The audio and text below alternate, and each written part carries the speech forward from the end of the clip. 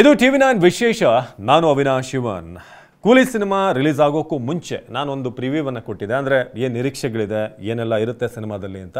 ಅದಾದಮೇಲೆ ಈಗ cinema ನೋಡಿದ್ದಾಗಿದೆ. Cinema ನೋಡಿದ ಮೇಲೆ ನಿಮಗೆಲ್ಲ ಗೊತ್ತಿರೋ ಹಾಗೆ ನೀವು ಕೂಡ ರಿವ್ಯೂಗಳನ್ನು ಕೇಳಿರ್ತೀರ. ಒಂದಷ್ಟು ಮಿಕ್ಸ್ಡ್ ಒಪಿನಿಯನ್ಗಳು ಬಂದಿದೆ. ಹಾಗಾದರೆ ಕೂಲಿ ಸಿನಿಮಾ ಹೇಗಿದೆ?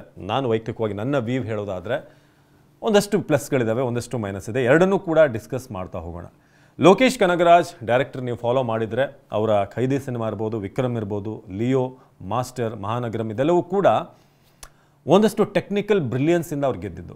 ಅಂದರೆ ಅವರ ಸಿನಿಮಾ ಅಂತ ಅಂದರೆ ಒಂದು 4 ಫೈಟು, ಒಂದು 4 ಸಾಂಗು ಅಥವಾ ಒಂದು ಐಟಮ್ ಸಾಂಗ್ ಬಂದು ಮರ ಸುತ್ತೋದು ಇದ್ಯಾವುದೂ ಕೂಡ ಅವ್ರದ್ರಲ್ಲಿ ಇರೋದಿಲ್ಲ. ಹೆಚ್ಚು ಅಂತ ಹೇಳಬೇಕಂದ್ರೆ ಹೀರೋಯಿನ್ಗಳೇ ಅವ್ರದ್ರಲ್ಲಿ ಲವ್ ರೊಮ್ಯಾನ್ಸ್ ಇದ್ದಿದ್ದೆ ವಿಜಯ್ ಬಂದ ಮೇಲೆ. ಅದಕ್ಕೂ ಮುಂಚೆ ಒಂದಷ್ಟು ಸಿನಿಮಾಗಳಲ್ಲಿ ಹೀರೋ ಕಾನ್ಸೆಪ್ಟ್ ಅವನ ಮೇಕಿಂಗ್ ಇಷ್ಟೇ ಅವರ ಸಿನಿಮಾದಲ್ಲಿದ್ದಂಥ ಕಂಟೆಂಟ್ಗಳು. ಆ ಮೂಲಕನೇ ಅವರು ಜನಮನ ಗೆದ್ದಿದ್ರು. ಹಾಗಾಗಿ ಜನ ಲೋಕೇಶ್ ಕನಗರಾಜ್ ಸಿನಿಮಾದ ಒಂದು ಎಕ್ಸ್ಪೆಕ್ಟೇಷನ್ ಜೊತೆ ಹೋಗಿದ್ರು. ಎರಡನೇದಾಗಿ ಸೂಪರ್ ಸ್ಟಾರ್ ರಜನಿಕಾಂತ್ ಅಂದರೆ ನಾವು ಎಕ್ಸ್ಪೆಕ್ಟ್ ಮಾಡೋದೇನಂತಂದರೆ ಅವರೊಂದು ಬ್ಯಾಂಗ್ ಓಪನಿಂಗ್, ಆರಂಭದಲ್ಲಿ ಒಂದು ಸಾಂಗ್, ಜೊತೆಗೆ ಅವ್ರಿಗೇನಾದರೂ ಒಂದು ಸವಾಲು ಬಂದಂಥ ಸಂದರ್ಭದಲ್ಲಿ ಅವ್ರದ್ದೇ ಸ್ಟೈಲ್ನಲ್ಲಿ ಅವರು ಅದನ್ನು ಸಾಲ್ವ್ ಮಾಡುವಂಥ ರೀತಿ ಅಥವಾ ಚಾಲೆಂಜ್ ಹಾಕಿ ವಿಲನ್ಗೆ ಹೇಗೆ ಅದನ್ನು ಸರಿ ಮಾಡ್ಕೊಳ್ತಾರೆ, ಆ ಒಂದು ಮೊಮೆಂಟ್ಗಳು, ನೀವು ವಿಜುವಲ್ ಹೊಡೆಯುವಂಥ ಮೊಮೆಂಟ್ಸ್ಗಳು ಇದೆಲ್ಲವೂ ಕೂಡ ಇದ್ರೇ ರಜನಿ ಸಿನಿಮಾ. ನನಗೆ ನಿನ್ನೆ ಕೂಲಿ ಸಿನಿಮಾ ನೋಡಿದ ನಂತರ ಅನಿಸಿದ್ದು ಆ್ಯಸ್ ರಜನಿ ಸಿನಿಮಾ ಇದು ಗೆದ್ದಿದೆ. ನಿಮಗೆ ಇಷ್ಟ ಆಗುತ್ತೆ. ಆ್ಯಸ್ ರಜನಿ ಅವರ ಆ 75ನೇ ವಯಸ್ಸಿನಲ್ಲೂ ಕೂಡ ನಾವೆಲ್ಲ ಆ ವಯಸ್ಸಿಗೆ ಏನಾಗಿರ್ತೀವೋ ಗೊತ್ತಿಲ್ಲ. ಆದರೆ ಇನ್ನೂ ಕೂಡ 1950ರಲ್ಲಿ ಹುಟ್ಟಿ ಇನ್ನೂ ಜನರಿಗೆ ನಾನು ಎಂಟರ್ಟೈನ್ಮೆಂಟ್ ಕೊಡಬೇಕು, ಫೈಟ್ಗಳನ್ನು ಮಾಡಬೇಕು, ಡೈಲಾಗ್ಗಳನ್ನು ಹೇಳಬೇಕು, ಮೇಕಪ್ ಹಾಕಬೇಕು ಅನ್ನೋದಿದೆಯಲ್ಲ, ಇದು ಅವ್ರಿಗಿರುವಂಥ ಕಮಿಟ್ಮೆಂಟ್. ಇನ್ನೂ ಒಂದು ವರ್ಷ ಅವರು ಒಂದಷ್ಟು ವರ್ಷಗಳ ಕಾಲ ಅವ್ರು ಗಟ್ಟಿಯಾಗಿರಬೇಕು, ಇನ್ನಷ್ಟು ಸಿನಿಮಾಗಳನ್ನು ಕೊಡಬೇಕು ಅಂತ ಆ ಸಿನಿಮಾ ನೋಡಿದಾಗ ಅನಿಸುತ್ತೆ. ಅಷ್ಟು ಎನರ್ಜಿ ಜೊತೆಗೆ ಅವರು ಆ್ಯಕ್ಟಿಂಗ್ ಮಾಡಿದ್ದಾರೆ. ಆದರೆ ಇನ್ನೊಂದು ಕಡೆ ನಮ್ಗೆ ಎಲ್ಲಿ ಡಿಸಪಾಯಿಂಟ್ ಆಗುತ್ತೆ ಅಂತಂದರೆ Lokesh Kanagaraj as a director ನಿಮ್ಮನ್ನು ಸ್ಯಾಟಿಸ್ಫೈ ಮಾಡಿದ್ರ. ಈ ಎರಡೂ ಗೊಂದಲದ ನಡುವೆ ನೀವು ಬೀಳ್ತೀರಾ. ಓವರಾಲ್ ಸಿನಿಮಾ ನೀವು ಬೇರೆಲ್ಲವನ್ನು ಕೂಡ ತಲೆಯಿಂದ ಹೊರಗಡೆ ಇಟ್ಟು ನೋಡಿದ್ರೆ ಸಿನಿಮಾ ಚೆನ್ನಾಗಿದೆ. ಆದರೆ ಏನಾದರೂ ನೀವು ತುಂಬ ಲೋಕೇಶ್ ಕನಗರಾಜ್ ಅವರಿಂದ ಎಕ್ಸ್ಪೆಕ್ಟ್ ಮಾಡ್ತಾ ನೀವು ಹೋದರೆ ಥಿಯೇಟ್ರಿಗೆ ನಿಮಗೆ ಒಂದಷ್ಟು ಡಿಸಪಾಯಿಂಟ್ಮೆಂಟ್ಗಳು ಕಾಡುತ್ತೆ. ಹಾಗಂತ ಸಿನಿಮಾ ಚೆನ್ನಾಗಿಲ್ವಾ? ಒನ್ ಟೈಮ್ ನೀವು ಆರಾಮಾಗಿ ನೋಡಬಲ್ಲಂಥ ಸಿನಿಮಾ. ಆದರೆ ನೀವು ಒಂದಷ್ಟು ಒಳಗೆ ಡೆಪ್ತಲ್ಲಿ ಹೋಗಿ ಚೆಕ್ ಮಾಡಿದ್ರೆ ಒಂದಷ್ಟು ಫ್ಲಾಸ್ ಕಾಣಿಸುತ್ತೆ. ನಾನು ಫಸ್ಟಿಗೆ ಏನು ಪ್ಲಸ್ಗಳಿದೆ ಸಿನಿಮಾದಲ್ಲಿ ಅಂತ ಹೇಳ್ತಾ ಹೋಗ್ತೀನಿ. ಇದರ ಮೇಜರ್ ಪ್ಲಸ್ ಅಂತಂದರೆ ಈ ಸಿನಿಮಾವನ್ನು ಲಿಫ್ಟ್ ಮಾಡಿರೋದೇ ಅನಿರುದ್ಧ್ ಅವರ ಮ್ಯೂಸಿಕ್. ಅನಿರುದ್ಧ್ ಅವರ BGM ಇಲ್ಲದೆ ಹೋಗಿದ್ರೆ ಈ ಸಿನಿಮಾ ನಿಮಗೆ ಸ್ವಲ್ಪ ಫ್ಲ್ಯಾಟ್ ಅಂತ ಅನಿಸಿರೋದು. ಎರಡನೇದಾಗಿ ನಿಮಗೆ ರಜನಿಕಾಂತ್ ಅವರ ಆರಾ ಆ ಸ್ಕ್ರೀನ್ ಮೇಲೆ ಬಂದಾಗಲೇ ನಿಮ್ಗೆ ಅನಿಸೋದು ಆ ಒಂದು ಫೀಲ್, ಆ ಎನರ್ಜಿ, ಡೈಲಾಗ್ ಡೆಲಿವರಿ, ಒಂದು ಕ್ಲೈಮ್ಯಾಕ್ಸನ್ನು ಅವರು ಎಕ್ಸ್ಪ್ಲೇನ್ ಮಾಡ್ತಾರೆ ಒಂದು ಕ್ಲೋಸ್ ಶಾಟ್ನಲ್ಲಿ. ಅದನ್ನು ನಿಮಗೆ ಎಲ್ಲೂ ಕೂಡ ಬೋರ್ ಅನಿಸಲ್ಲ. ಅಷ್ಟು ನೀಟಾಗಿ ಸಿಂಗಲ್ ಶಾಟಲ್ಲಿ ಹಿಂದೆ ಏನಾಗಿತ್ತು ಅನ್ನೋದನ್ನು ಸುಮಾರು ಒಂದು 5 ನಿಮಿಷಗಳ ಕಾಲ ಇದೆ ಅನಿಸುತ್ತೆ ಆ ಸೀನ್. ಸಿಂಗಲ್ ಶಾಟ್ ಕಟ್ ಇರೋದಿಲ್ಲ. ಅದರಲ್ಲಿ ನೀಟಾಗಿ ರಜನಿಕಾಂತ್ ಅವರಿಗೆ ಮುಖಕ್ಕೆ ಫೋಕಸ್ ಮಾಡಿ ಆ ಸ್ಟೋರಿಯನ್ನು ಹೇಳುವಂಥದ್ದು ಇರ್ಬೋದು. ಇದೆಲ್ಲೂ ಕೂಡ ತುಂಬ ಚೆನ್ನಾಗಿ ಬಂದಿದೆ. ಇನ್ನು ಪ್ಲಸ್ ಅಂತಂದರೆ ಉಪೇಂದ್ರ ಅವರ ಎಂಟ್ರಿ, ಉಪೇಂದ್ರ ಅವರ ಬಿಲ್ಡಪ್. ನೀವು ಕನ್ನಡ ಸಿನಿಮಾದಲ್ಲಿ ಉಪೇಂದ್ರ ಟೈಮಲ್ಲಿ ಏನು ಉಪೇಂದ್ರ ನೋಡಿದ್ರಿ, ಕಲ್ಟ್ ಉಪೇಂದ್ರ, ಅದನ್ನು ಮತ್ತೆ ಉಪ್ಪಿ ಅವ್ರನ್ನ ನೋಡ್ತೀರಾ. ಆ ಒಂದು ಬ್ಯಾಂಗ್ ಮೂಲಕ ಅವರು ಎಂಟ್ರಿ ಕೊಡ್ತಾರೆ, ಅದು ಇದರಲ್ಲಿ ಪ್ಲಸ್. ಜೊತೆಗೆ ಸೌಬಿನ್, ಮಲಯಾಳಂನ ಈ ಆ್ಯಕ್ಟರ್ ಕುಂಬಳಂಗಿ ನೈಟ್ಸ್ ನೋಡಿದವರಿಗೆ ಹಾಗೆ ಮಂಜುಮಲ್ ಬಾಯ್ಸ್ ನೋಡಿದವರಿಗೆ ಸೌಬಿನ್ ಪರಿಚಯ ಇದ್ದೇ ಇರುತ್ತೆ. ಆತ ಅಂತೂ ಸಿಕ್ಕಿರುವಂಥ ಪಾತ್ರವನ್ನು ಕಂಪ್ಲೀಟಾಗಿ ಆತ ಉಪಯೋಗಿಸ್ಕೊಂಡು ಆತನಿಗೆ ಒಳ್ಳೆಯ ಅವಕಾಶಗಳು ಸಿಗುತ್ತೆ. ಕೊಟ್ಟಿರುವಂಥ ಕ್ಯಾರೆಕ್ಟರ್ ಒಳ್ಳೆಯ ಒಂದು ಎಡ್ಜ್ ಇರುವಂಥ ಕ್ಯಾರೆಕ್ಟರ್ ಅದು. ಅದನ್ನು ಇಡೀ ಸ್ಕ್ರೀನಲ್ಲಿ ಬಂದಾಗೆಲ್ಲ ಕೂಡ ಅದ್ಭುತವಾಗಿ ಮಾಡಿದ್ದಾರೆ. ಇನ್ನೊಂದು ಪ್ಲೆಸೆಂಟ್ ಸರ್ಪ್ರೈಸ್ ಅಂತಂದರೆ ಅದು ರಚಿತಾ ರಾಮ್ ಅವ್ರದ್ದು ಒಂದು ಚಿಕ್ಕ ಕ್ಯಾರೆಕ್ಟರ್ ಅಂತ ಅನಿಸುತ್ತೆ ಆರಂಭದಲ್ಲಿ. ಆದರೆ ಆ ಕ್ಯಾರೆಕ್ಟರ್ ಏನಿದೆ, ಯಾವ ರೀತಿ ಸಾಗುತ್ತೆ ಮುಂದೆ ಹೋಗ್ತಾ, ಅದೆಲ್ಲವೂ ಕೂಡ ಅದ್ಭುತವಾಗಿದೆ. ನಾನು ಎಲ್ಲೂ ಕೂಡ ಕಥೆಯನ್ನು ಬಿಟ್ಕೊಡೋಕೆ ಹೋಗಲ್ಲ, ಯಾಕಂದರೆ ಇನ್ನೂ ಒಂದಿನ ರಿಲೀಸ್ ಆಗಿರೋದ್ರಿಂದ ನಿಮಗೆ ಅದು ಸ್ಪಾಯ್ಲರ್ ಅಂತ ಅನಿಸ್ಬೋದು.